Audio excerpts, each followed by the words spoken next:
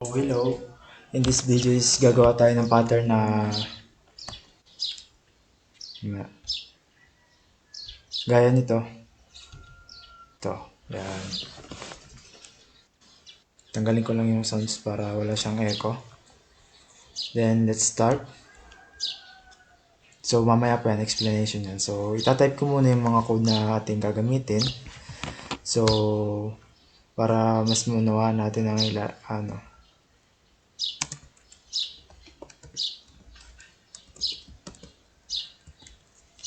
masyadong mainit dito.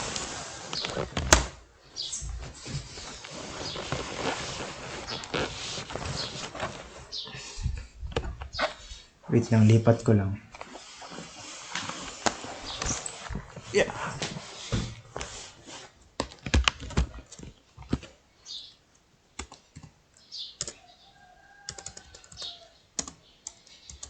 Then, declare tayo ng number ng equals 1. Kasi kaya 1, nagsisimula tayo dun sa ating ginawa ng 1 na pattern. Then, enter. Dito tayo maglalagay ng for loop. So, may nalagay tayong in. Tanggalin lang natin.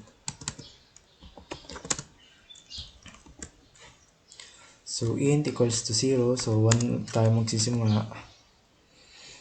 Then, ang kanyang magiging condition is I less than equals D. Then, ang kanyang operation is I++. So, tayo para mas na tayo. Parangan ko na lang ito't maaraw. So, yan.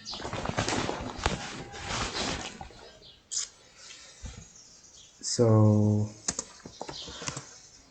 dito, ito yung tinatawag nating inner loop. Tapos maglalagay tayo ng initialization o first statement na J equals to 1. Then, magiging formula natin dito is yung magiging condition is J less than equals D. So, yung D, yun yung in-input ng user. Then, ganito, +++, D+++ yan, na J++.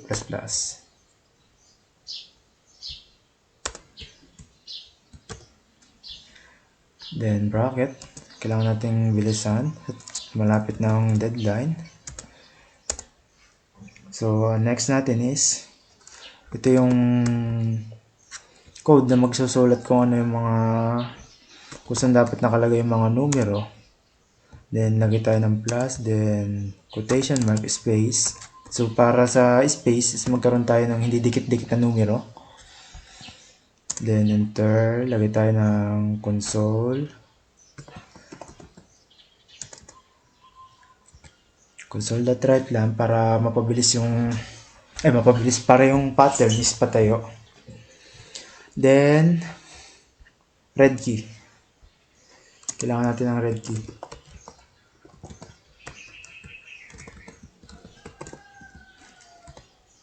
So, yan, red key. So, try natin kung gumagana yung code. Up. No, may nalimutan ako. Tsaka bukod dun sa semicolon, meron dapat tayong isa pang hindi makalimutan. So, num++. So, num++. So, ibig sabihin, num increment. Kasi, kung makikita naman natin dito is, yung kanyang numero is sunod-sunod. 1, 2, 3, 4, 5, 6, 7, 8, 9, 10. So, then, dito semicolon. Nakalimutan natin sa declaration eh. So, start kung gumana. Enter the numbers 4. Kaya lang, nagkabagbag na naman. So, ito is I, hindi to ano. So, lagyan natin to na. Gawin lang natin to is right para malinis tingnan. So, okay, try. So, nag-work naman. Kasi right line lang naman nakalagay dito at saka right. Palitan natin. Pasensya na't nagkamali.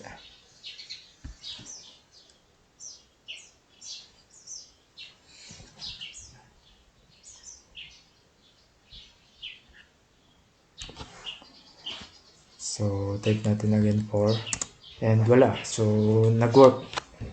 So, sa video ito, medyo nagkamali ako ng explanation pero ulitin natin. So, let's start this. Okay.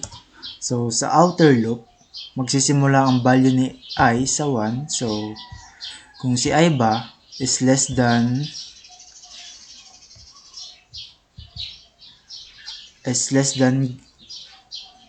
equals to 4, so true. So, pag nag-true ang part na yan, magpiprint yung unang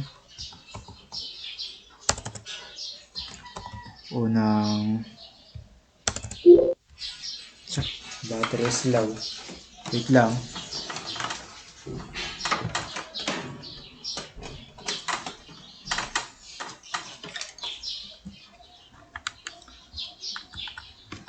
So, as you can see, yung I is nag-true. Yung 1 is less than equals 4 is true. So, ito yung part na yun. So, dyan, babase naman si inner loop. So, punta tayo kay inner loop. Kung si inner loop ba is nag-true or hindi.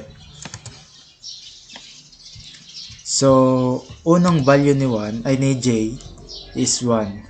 So, makikita naman natin dito sa part na ari, unang value naman na talaga is 1. Ito.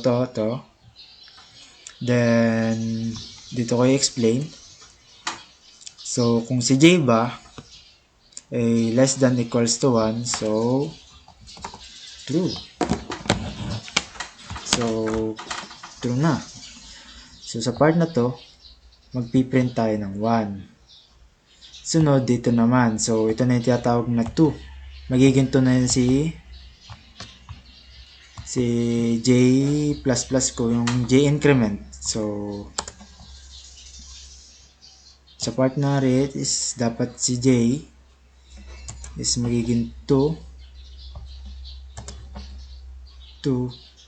Hindi. Kasi 1 dito. 2, 3, 4. So, yan.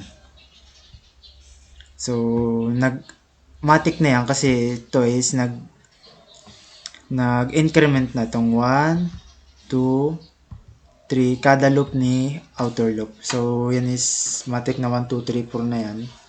Sa line na rin, ito. Tutukoy ko. Then, ito naman yung magiging, parang ito na yung value nilang dalawa, ni I at saka ni J. Ito yung kay J, ito yung kay I. Ito nga sa bandang dito sa may outer loop. Yan. Then, paano nga ba nangyari? So, kung sa unang loop, kung mapapansin nyo, nag-true si outer loop dito, which is, ang value lang naman niya is 1. So, kaya nakalagay dito is puro 1. Yan, makikita nyo naman is 1. 1, 1, 1. So, makikita mo false. False. Then, ang nandito is false. Kasi hindi naman sila tugma. Mas malaki pa yung 3. False.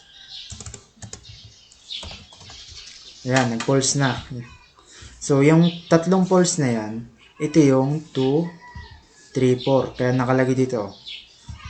2, 3, 4. So, nag-false sila. So, bumalik tayo sa outer loop. So, ang naging value na ngayon ni I is naging 2. So, 2 is less than equals 4 equals true. So, kapag nag-true yan, pwede na ulit mag-print dito sa second line. So, nag-true siya eh. Kaya nga 2. Yun o. 2 sa outer loop is nag-true. So, dito, pwede na mag-print si inner loop. And, nakabase din sa kanyang magiging ano. So, ang value na ngayon ni I is 2. Papalitan natin yan ng 2. 2. 2. 2. So, sa una, 1 is less than equals 2. So, true. So, dito, siyempre, second line na yung nandito. Magpiprint tayo ng 2. Then, 2 is less than equals to equals true na. Hindi na siya false. So, true. So, dito is 3.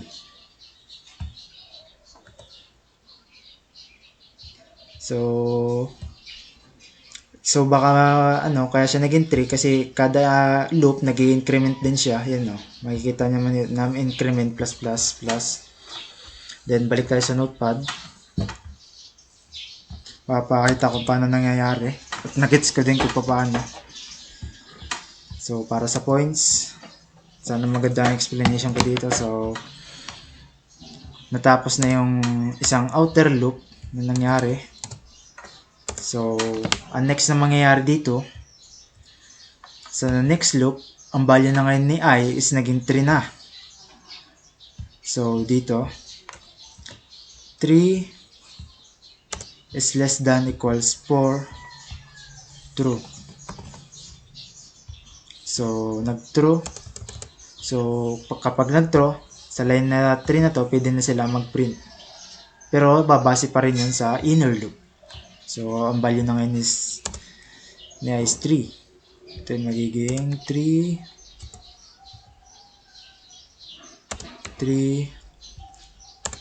So, 1 is less than equals 3 is true. So, nag-true siya dito. So,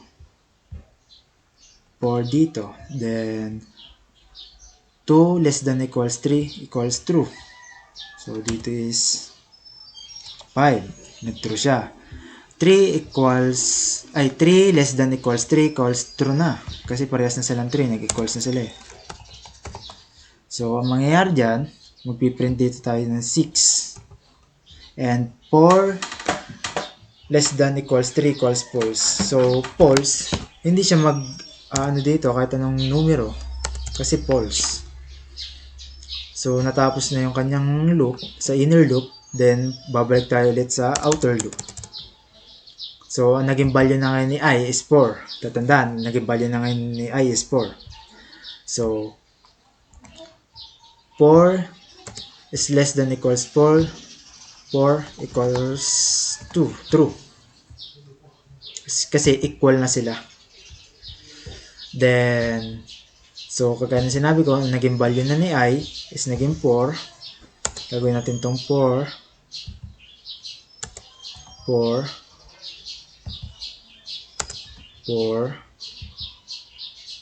and 4. So, lahat ay true na siya. Siyempre, matik na yan. Kung si 1 daw is less than equals 4, true. Kung si 2 daw is less than 4, 3. Ito naman 4 less than equals 4. So, true na yan. So, magiging true na to. So, sa apat na yan, sa increment I, ito yung increment, yung I is, tsaka yung outer loop ay isa lamang. So, ito yung outer loop, then ito yung sa taas yung inner loop, yung 1, 2, 3, 4 nito, yan ang inner loop. Then, kung nag-true na lahat, so magpiprint na lahat yung numerong 8, 9,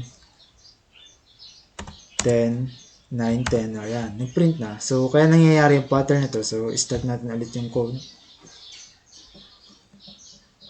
So, kung na-rin input ng user is 4, yan, makikita niya naman.